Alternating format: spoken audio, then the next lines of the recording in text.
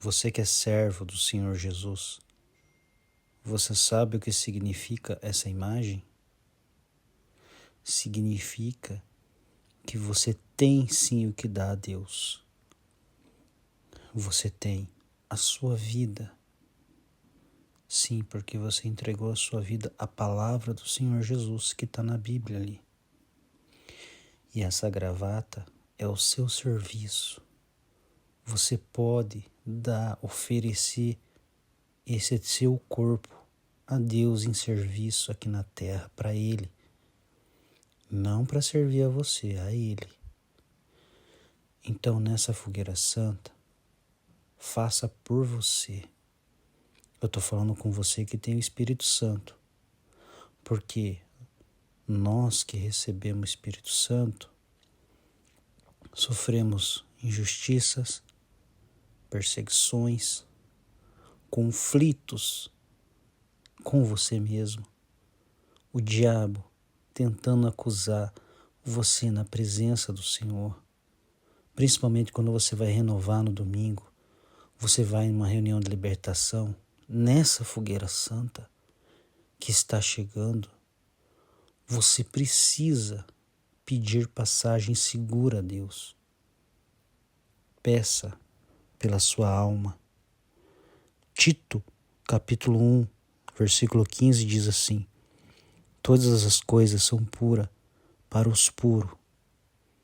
Não deixe os seus pensamentos e o diabo colocar malícia, colocar desconfiança, escarnecer o seu olhar. Coloque dentro de você: eu vou com tudo pela minha alma. Eu vou, Pai, pedir a Ele para remover tudo que está me fazendo mal. Eu vou porque eu quero manter a minha vida e o meu serviço a Ele. É isso que a gente pode dar para Deus. Faça, gere o seu sacrifício. Como sempre, a gente faz o melhor. Tudo que Deus for dar, você vai dar, assim como nós viemos fazendo, conforme que o Espírito Santo nos convenceu. Faça para Deus. Sacrifique, mas não só o financeiro, lembre-se.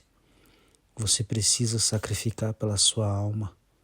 Você também precisa não faça aliança com réus, com as redes sociais. Não entre em aliança com amizades, com pessoas que não têm nada a ver com a fé. Ele será a sua recompensa. Deus será a sua recompensa. Seu serviço a Ele. Foque na alma. Foque em uma alma, pelo menos. Lute por ela. Dê o seu serviço e a sua vida por essas almas. E não peça nada para Deus. Não cobre nada de Deus. Apenas sirva a Ele. Ser servo é servir. Ser servo não é ser senhor.